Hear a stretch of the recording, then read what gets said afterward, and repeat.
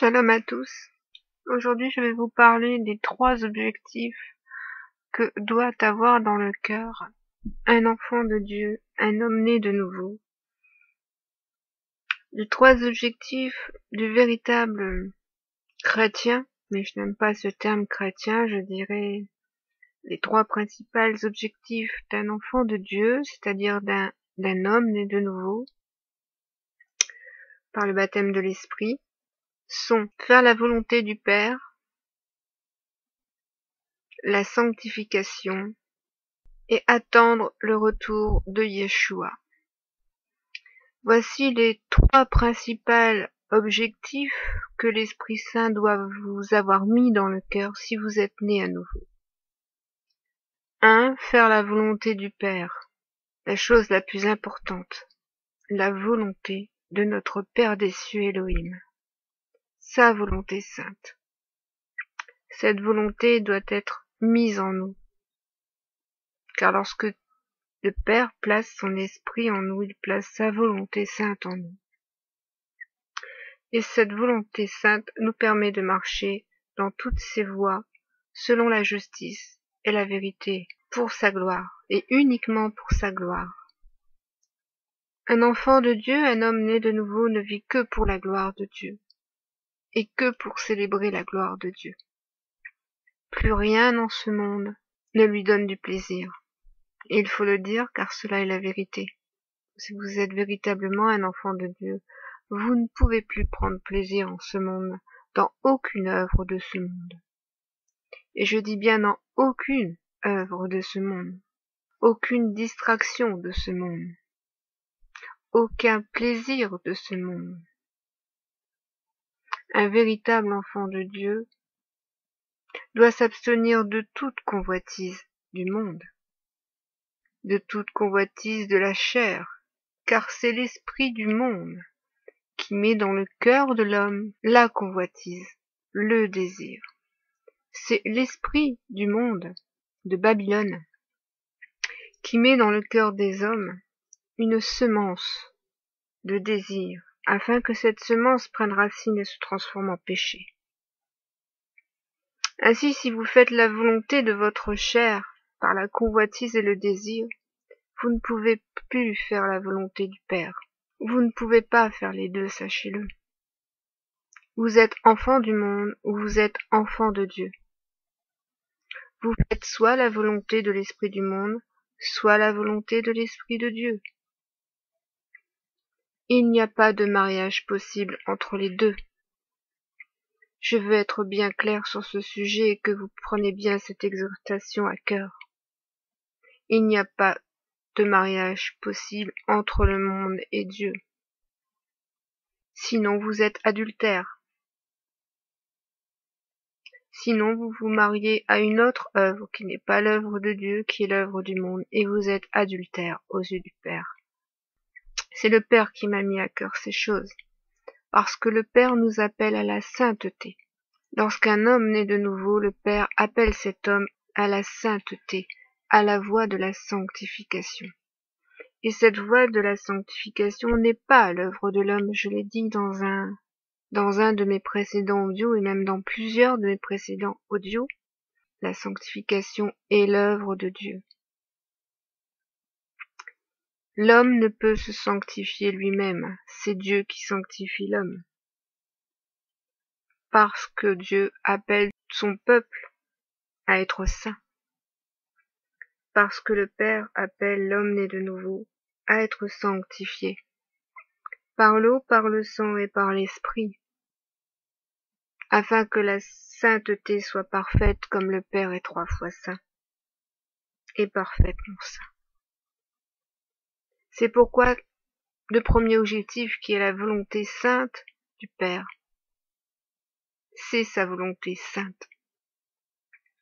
Cette volonté qui nous dit, moi, le Père des cieux, le Tout-Puissant, l'Élohim, le Créateur du ciel et de la terre, celui qui t'a sauvé par mon Fils, je veux que tu sois saint, et je t'appelle à être saint.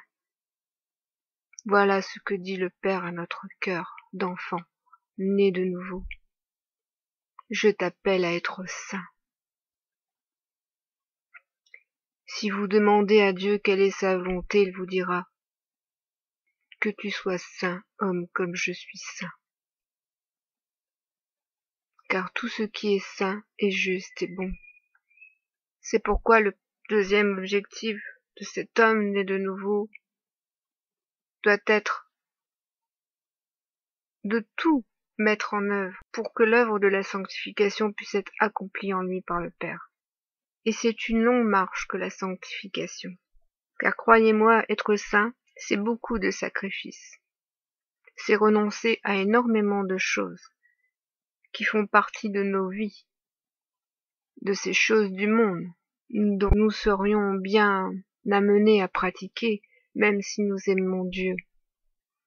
Et pourtant Dieu ne veut pas que nous soyons du monde. Il nous tire de Babylone. Il nous mène au désert.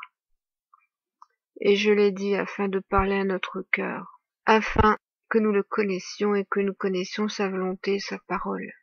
Donc le principal objectif d'un enfant de Dieu est la sanctification, et que cette sanctification soit accomplie en lui, par la puissance de l'Esprit. Alors pour que cette sanctification puisse se faire et s'accomplir jusqu'à la finalité, parce que n'oubliez pas que il est dit que sans la sanctification, nul ne pourra voir le Seigneur, comprenez bien que sans cette sanctification, si vous ne pouvez pas voir Dieu, vous ne pourrez pas voir sa gloire. Et si vous ne pourrez pas être sanctifié comme vous avez dû être sanctifié, et donc que vous ne puissiez pas voir sa gloire le jour où il reviendra, c'est que vous ne pourrez pas vous-même recevoir cette gloire et être habillé de votre gloire.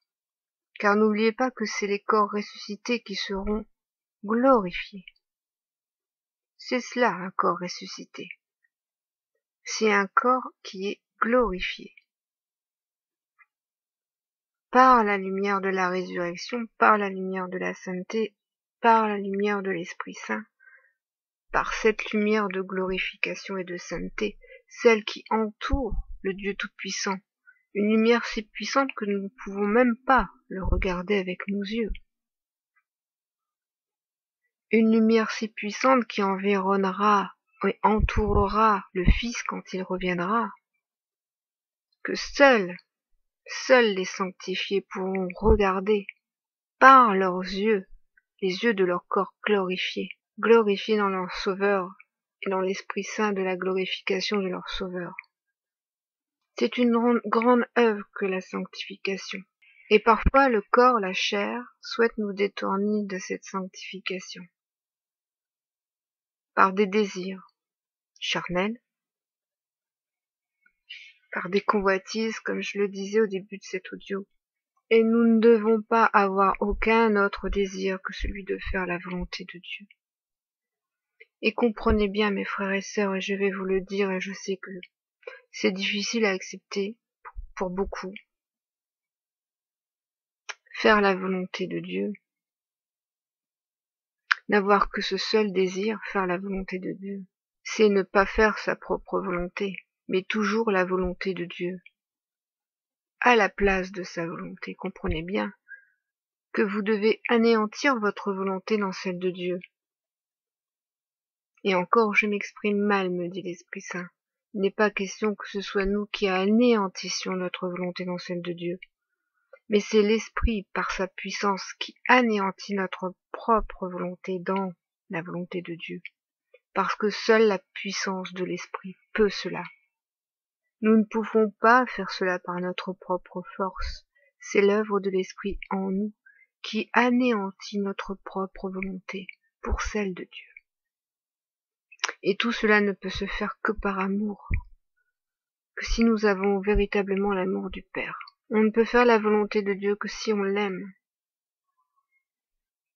Comprenez bien que si la parole de Dieu et si l'évangile du Fils est un évangile d'amour, c'est-à-dire la bonne nouvelle de l'amour, c'est que cet amour est un amour de miséricorde, de pardon et de réconciliation avec le Père. De miséricorde et de pardon.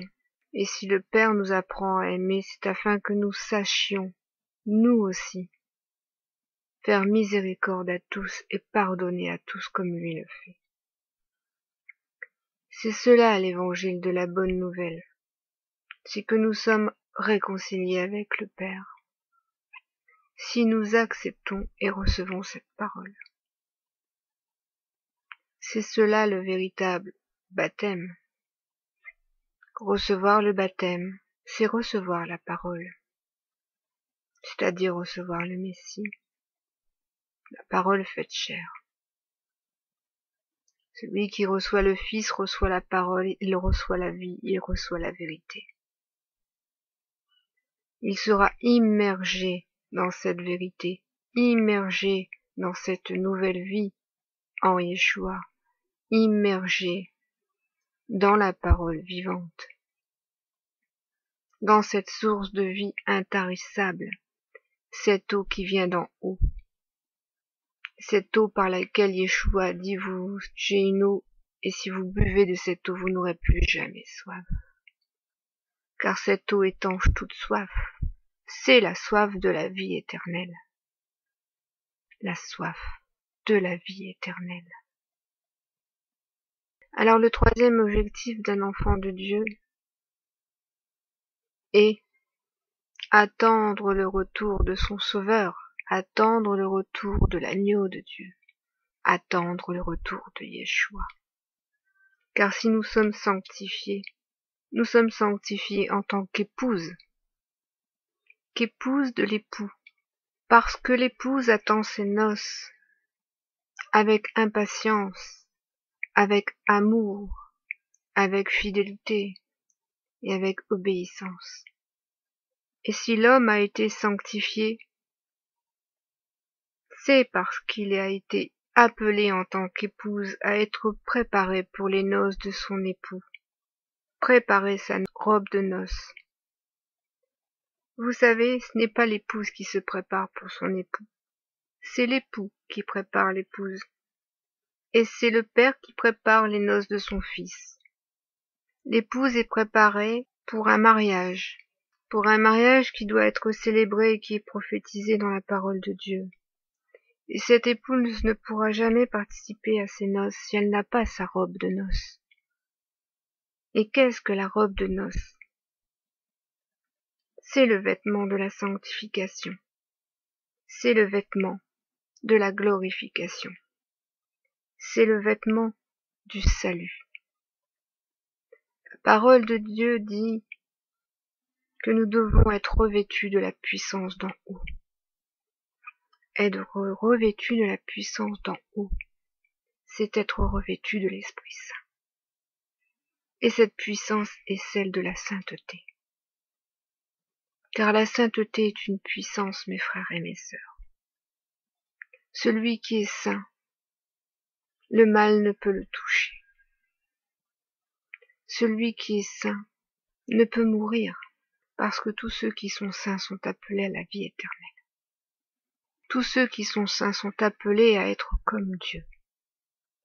Car ce que Dieu vient chercher, c'est un peuple saint. C'est une épouse sans ride et sans tache. C'est une épouse parfaitement fidèle et qui n'est pas adultère. C'est une épouse qui n'a que le désir de faire la volonté de son époux. Et nous reviendrons au premier objectif, faire la volonté du Père. Cette épouse n'a qu'un seul désir, le désir de son époux. Uniquement le désir de son époux.